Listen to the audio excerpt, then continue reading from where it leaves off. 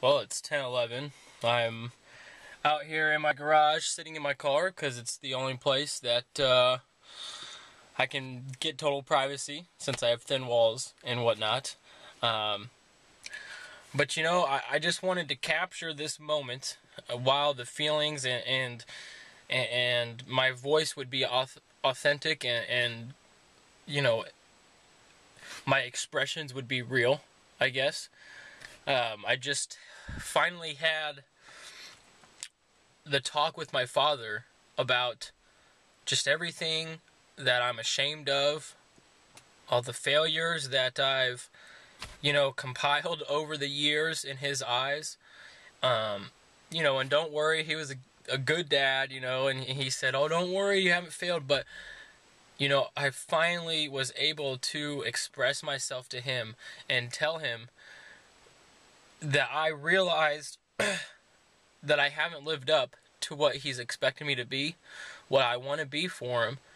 And I've asked him to make a list for me, of things that I can do to start rebuilding a relationship with him. It was a very hard one, probably one of the most difficult conversations I've ever had in my life. But, I was able to get through it. And I guess the reason why I feel this is an important thing to share with you guys is because this is totally God.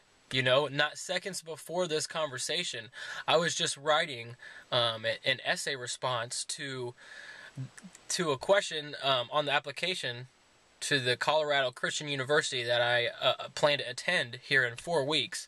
And the question was, this is just a paraphrase, but something along the lines of, what have you done? or no, excuse me. When was it that you truly gave yourself to Christ? And as I was writing this and expressing, my testimony, I felt this wave of just empowerment come over me. I got up, went to my dad's room to ask him a question, and then this just spilled out. And what's so powerful about this is for like the past 2 months, I've been working and thinking and writing down ideas, throwing them away, and just truly searching for a way that I could express myself to him, but not seem, like a weak kid.